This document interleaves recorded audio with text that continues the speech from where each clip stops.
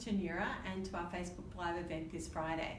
Today we're thrilled to have Professor Jackie Close with us. So I'd like to say a big welcome to Jackie and just start by having a chat about what actually you do here at NeuRA. So I'm a researcher here at NeuRA.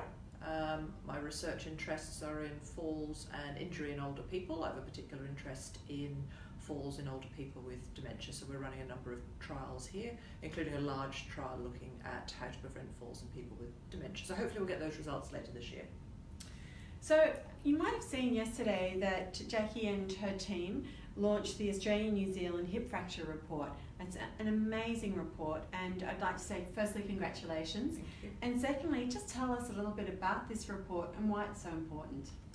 So the hip fracture report, this is our third hip fracture report. It's a registry that is run by clinicians for clinicians that tells us across the whole of Australia and New Zealand how we are performing in relation to hip fracture care. What are we doing well? What are we not doing so well? And that information is shared across all clinicians on an annual basis. So I think yesterday we talked about some key headlines that came out of this report. Can you share with us and those that are watching now what some of the key headlines were that the report told us about that we're going to be focusing on in the coming years? So there's some good news and some not so good news coming out from the report. So the good news first, it looks like we're getting much better at using nerve blocks to alleviate pain with people with hip fractures when they come to the emergency department. So that's a positive thing. We're doing much more in relation to getting people up and walking the day after they've had their surgery. So again, that's a positive thing. We know we still have issues with time to surgery. The goal is surgery within 48 hours. The report tells us that 23% of people don't get their surgery within 48 hours, and the main delay seems to be access to operating theatres. So we know what we need to do, we just have to do it.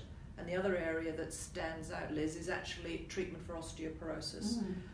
So at the moment, only 25% of people who fracture their hip actually leave hospital on treatment for osteoporosis. So that's a big gap in care. And definitely, and I think that's something we were discussing yesterday, and for those who might have seen it on Channel 7 last night and in yesterday in the Sydney Morning Herald, definitely a big push looking at osteoporosis and really what we need to do to plan to have healthy bones as we age. What do we need to do? Maybe you could give us some tips. So first of all, in terms of just the basic simple things about bones rely on calcium and vitamin D, so all of us should have a diet that is adequate in calcium. The main source of calcium in our diet is dairy products. Your main source of vitamin D is actually sunshine. So we're aware of the issues with sunscreen, so some people may need to take supplementation for vitamin D. The other important message though is if you have had a fracture from a fall from standing height, you must get your bones assessed.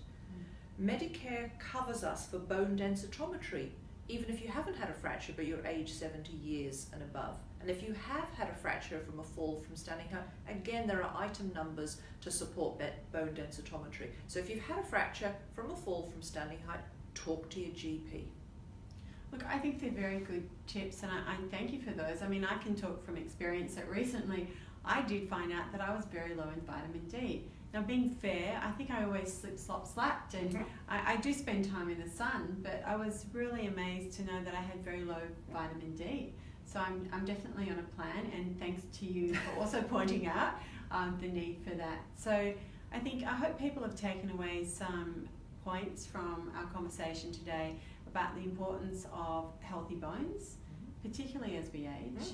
And I think also, maybe, are there any other tips we can have as we age to maybe consider how safe to make our environment?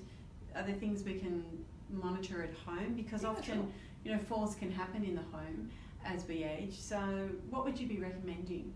So it's a very good point, Liz. So when you're talking about trying to prevent fractures, your bones absolutely are important, and having healthy bones is important, but you also have to make sure that you don't fall. And there are a number of things that we know that can prevent falls. So we all should be exercising, all of us, regardless of age, undertaking exercise on a regular basis. But for falls prevention, it needs to include balance training. We shouldn't be taking medications that increase our falls risk, like sleeping tablets. We need to be very careful using multifocal and bifocal glasses when mobilising outdoors. And yes, the indoor environment also, we need to make sure that it is safe for navigating around the home. And there's lots of adaptive things that can be done for people at the frailer end of the spectrum to make their homes safer for them. I think you talked about something quite interesting there that I picked up on, Professor Close, which was about bifocal glasses.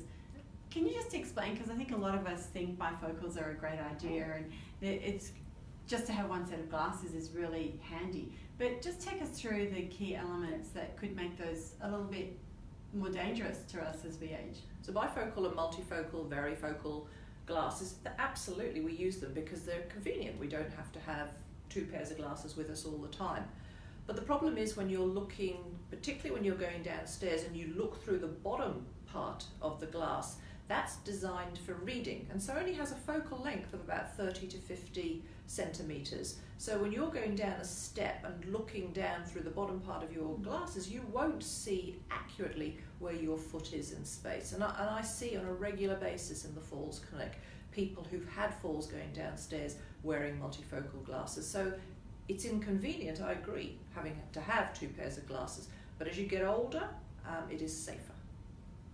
Thank you. Well, congratulations on this wonderful report, the Australian and New Zealand hip fracture report that came out yesterday in Australia.